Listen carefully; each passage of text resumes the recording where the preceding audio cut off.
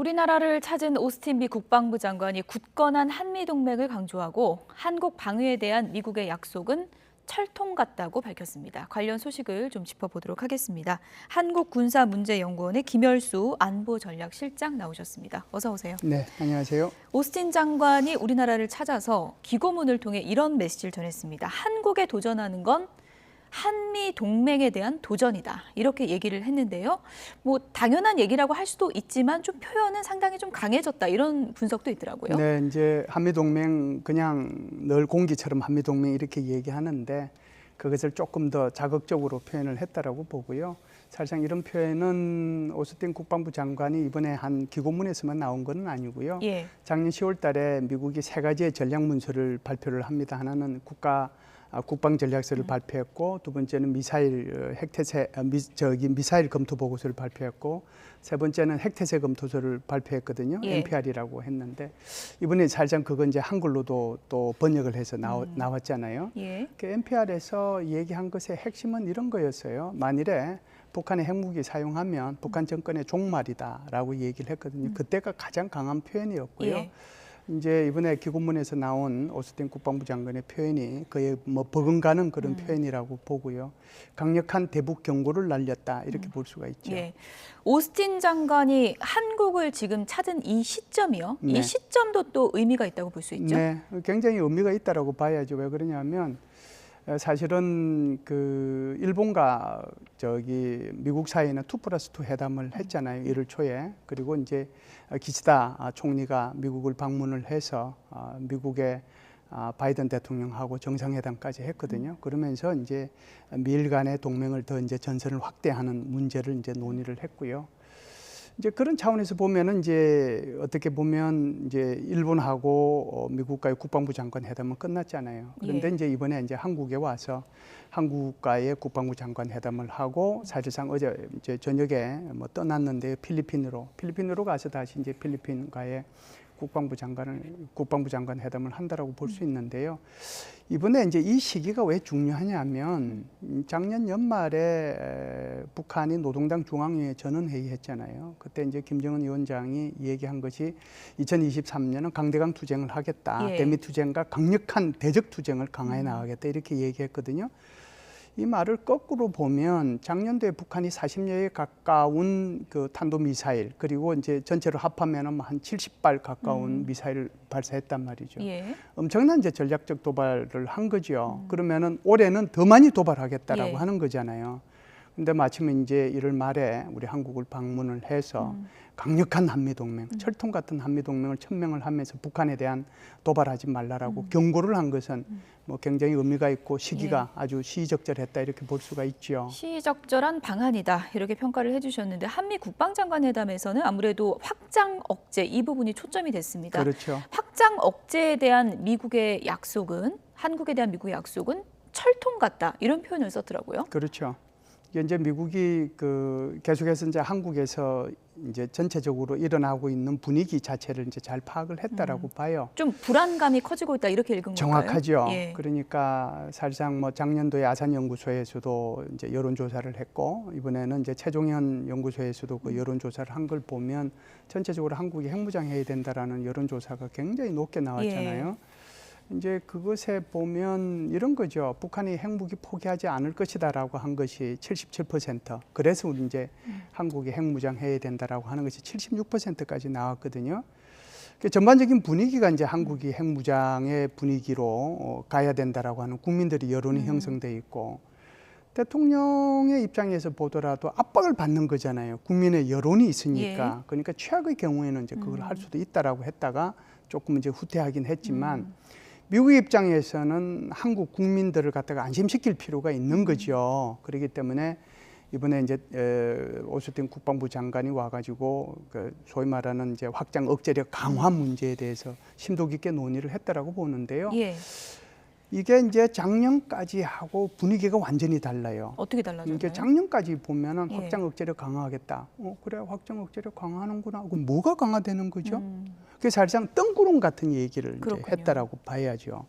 근데 이번에 와서는 아주 구체적으로 얘기했거든요. 정보 공유를 더 강화하겠다라고 하는 거고 두 번째는 공동 기획을 하겠다라고 했어요. 사실상 이 핵 문제와 관련된 것을 공동 기획한다는 것은 대단히 큰 거예요.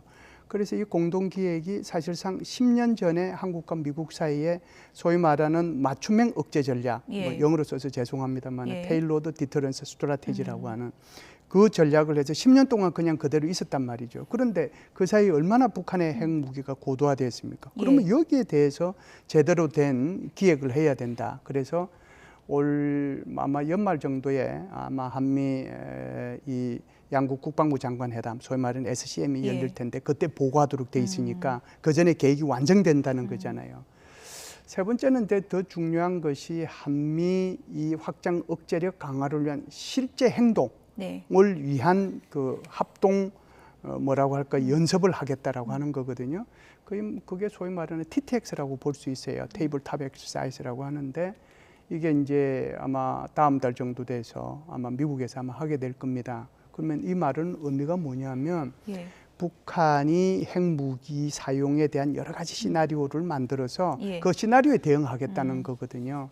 그래서 뭐 이런 차원에서 보면 전체적으로 한국에서 일어나고 있는 그런 핵무장력에 핵무장해야 되겠다는 여론을 조금 다운시키면서 그리고 이제 미국의 확장 억제력 강화를 약속을 뭐 하지 않았는가 이렇게 봅니다. 뜬구름 잡는 얘기에서 확장 억제력이 구체화됐다고 얘기를 해주셨는데 윤석열 대통령도 미 국방장관 만난 자리에서 실효적 확장 억제를 좀 한미 간에 협의해달라 이렇게 주문을 했거든요. 이게 같은 맥락인가요? 네, 같은 맥락이죠. 그런 차원에서 보면은 합동 기획 능력 그리고 합동 실행 능력 뭐 그리고 이제 한미 간에도 여러 가지 그 소위 말하는 그 위기 관리 협의체들이 있거든요.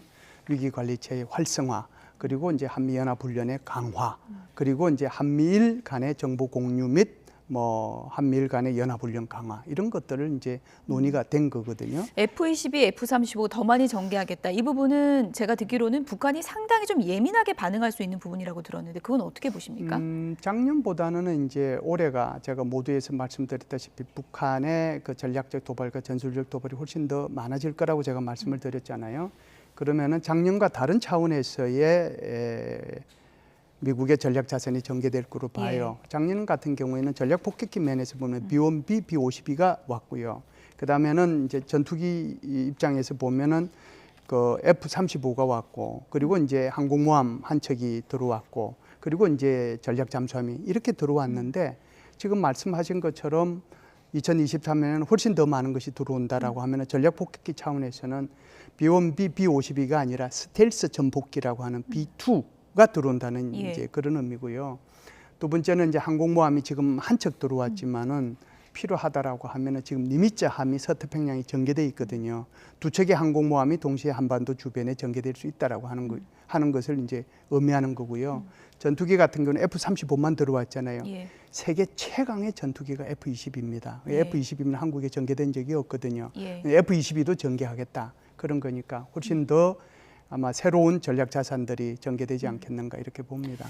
실장님, 이건 굉장히 복잡한 얘기지만 간략한 답변을 제가 요청을 드리겠습니다. 핵 무장 여론이 높아지고 있다고도 언급을 해주셨는데 이게 더 무르익고 여론이 더 높아지면 좀 구체화될 가능성도 있다고 보십니까? 전혀 없다고 볼 수는 없고요. 이렇게 큰 주제를 짧게 얘기하려면 저보고 어떻게 하라는 겁니까? 그래서 한국 사회에서 일어나고 있는 이런 소위 말하는 확장 억제력을 포함해가지고 다양한 옵션들에 대한 시나리오들이 학자들 사이에 굉장히 많이 연구가 됐고 토의가 됐고 저도 뭐 그 토의에 몇 분을 나가서 제가 직접 뭐 주재하기도 했는데 크게 보면은 5가지거든요. 하나는 확장 억제력이 여전히 강화해야 된다. 두 번째는 전술핵 배치해야 된다. 세 번째는 나토식 핵 공유해야 된다.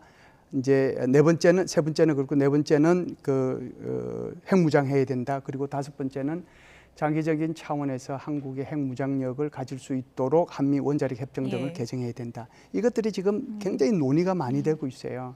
그런 차원에서 보면 지금 질문하신 것처럼 현재의 한미 확장 억제력에 대해서 계속 국민들이 의심하고 있는 거잖아요. 정말 서울을 방어하기 위해서 샌프란시스코를 희생할 수 있느냐에 대한 신뢰성은 여전히 남아 있는 거거든요. 그렇기 때문에 이제 핵무장력에 대한 그런 여론들이 굉장히 높아졌다라고 보는데 뭐 최악의 경우에는 그럴 가능성이 있겠죠. 그럼에도 불구하고 대통령께서 말씀을 하셨지만 만일 그렇게 갈 경우에는 여러 가지 NPT의 문제도 있고 확산의 문제도 있고 그렇기 때문에 현재는 현실적으로 뭐 우리한테 필요하고 한 것은 확장 억제력의 실효성을 강화하는 것이다라고 네. 말씀을 하셨는데 일단 그 부분에 대해서는 저는 뭐 수긍을 하는 편입니다. 윤석열 대통령이 통일부 신년 업무보고에서 통일을 언급했습니다. 아무래도 남쪽 체제 중심으로 가는 게 상식적이지 않겠냐 이 발언이 나오면서 흡수통일 논란이 불거지니까 권영세 장관이 흡수통일만 한 건 아니다라고 이제 선을 그었거든요. 어떻게 들으셨습니까? 뭐 흡수통일하고는 뭐 전혀 관계 없는 거고요. 관계 없는 건가요? 예, 예. 사실상 우리 헌법에 보면은 자유민주주의 체제고 그 체제로 남북한이 합의해서 통일해서 가야 되는 거죠. 뭐 우리 한국 사람들이 어느 누구도 지금 북한의 인권 문제를 보고 북한의 삶의 모습을 보면서 누가 북한 체제로 이렇게 통일되기를 원하겠습니까? 아무도 없거든요. 근데 굳이 이제 그런 말씀을 해야 될 필요가 있느냐 하는 것은 또 다른 차원이긴 해요. 그럼에도 불구하고 이제 이런 문제가 나왔을 때 조금 다른 식으로 표현을 했잖아요. 그러면 한국과 북한 사이에서 지금 누가 더 잘 살고 있고 누가 더 인권을 존중하느냐 그런 걸로 봐서는 자유민주주의 체제로 통일이 돼야 되지 않느냐라고 이제 원론적으로 말씀을 하신 거고요. 그러다 보니까 이게 이제 흡수통일론하고 연계되니까 예. 통일부 장관 입장에서는 이거 흡수통일하고는 전혀 관계 없는 거다. 그렇게 뭐 진화에 나섰다 이렇게 볼 수가 있죠. 그러면서도 권 장관이 북한의 임계점이 올 수 있다. 또 이런 발언을 해서 여러 해석을 낳게 했거든요. 네. 어떤 임계점을 말하는 임계점은 건가요? 뭐 여러 가지가 있을 수 있겠죠. 뭐 이제 지금 상상할 수 있는 것은 그 임계점이라고 하는 것이 사실상 북한이 여러 가지로 어려움에 처해 있잖아요. 경제적인 어려움은 뭐 이미 수없이 많이 논의가 됐기 때문에 더 이상 뭐 할 수 있는 게 아닌데 그것이 거의 임계점이 와 있지 않을까 그런 차원에서 저는 얘기를 했다라고 보고요. 그렇다라고 하면은 결국은 그 어려움 그런 것들이 민중의 폭발로 나타날 수도 있다 이런 표현을 했다라고 보는데 예. 글쎄요 그것도 이제 이런 시기에 꼭 그런 발언을 했어야 되는가 하는 것은 북한을 자극할 수 있는 건가요? 네 저는 뭐 예. 그런 생각은 개인적으로 예. 합니다. 여러 뭐 가능성은 열어두고 대비하는 것도 중요할 테니까요. 그렇죠. 끝으로 이 부분을 좀 짚어볼게요. 네. 요즘에 김정은 위원장이 딸 주혜양을 동행을 많이 하면서 네. 이유가 뭘까 이런 추측이 있었는데 네. 한 외신에서는 이설주와 김여정 그러니까 뭐 시누이 올케 사이잖아요. 네. 둘 간의 신경전 때문이다 이렇게 분석을 했던데 이게 좀 합리적이라고 보십니까? 작년 가을에 제가 이 자리에 나왔을 때 김선영 앵커가 저한테 이런 질문을 했어요. 예. 했는데 왜 자꾸 김주혜를 데리고 나온다고 보느냐 이 질문이었던 예. 것 같아요. 그때 제가 이제 여러 가지 가능성이 있는 답변을 하면서 한 가지 결정적인 말씀을 제가 드렸던 게 기억이 나는데 그것은 김주혜를 데리고 나온 것은 아마 김여정에 대한 경고다. 김여정에 대한 네, 경고다. 그래서 예. 김여정 권력 성계는 니한테로 가는 것이 아니고 우리 자식한테로 가는 거니까 절대로 여기 넘보지 말아라라고 그때 제가 답변을 했던 것이 기억이 나는데요. 예. 그러다 보니까 이제 최근에 이제 지금 말씀하신 것처럼 이게 이설주하고 뭐 김여정과의 그런 권력 예. 다툼에서 나오는 게 아닌가 이렇게 말씀을 하시는데 전혀 없다라고 볼 수 없죠. 아마 우리 조선시대의 궁중암투를 보는 것 같은 그런 생각은 듭니다. 그만큼 이설주 입장에서는 김여정의 힘이 막강해지고 있다. 북한 내에서 엄청 좀 영향력이 커지고 있다. 이런 위기의식을 느낀 걸까요? 저는 뭐 그 말씀에 동의를 합니다. 예. 우리 조선시대의 궁중 역사를 보더라도 자기 자식이 이렇게 왕이 안 되면은 그 순간에 이제 폐기당하는 거잖아요. 그런 차원에서 보면 이설주의 그 불안감은 있을 수 있다라고 보죠. 김여정이가 조용히 있다라고 하면 이설주가 이제 이렇게까지 나설 이유는 없을 텐데요. 김여정이가 다양한 분야에서 다양한 목소리를 내고 담화를 하고 이렇게 하고 있잖아요. 그런 데 대한 불안감이 일종의 뭐 작동하지 않았는가라고 보지요.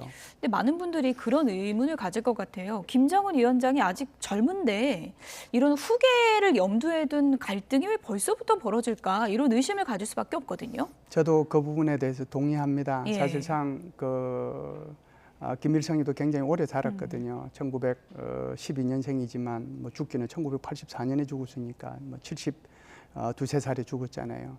김정일이가 그렇게 많이 아프다고 그러고 심장병이 있다라고 하지만 그것도 60대 후반에 죽었거든요. 지금 김정은 아직 만 40살도 안 됐잖아요. 그러니까요. 그런데 지금 근데 이런 최근에 문제를 또 뭐 중년의 위기가 찾아왔다 이런 또 보도도 있었습니다. 예.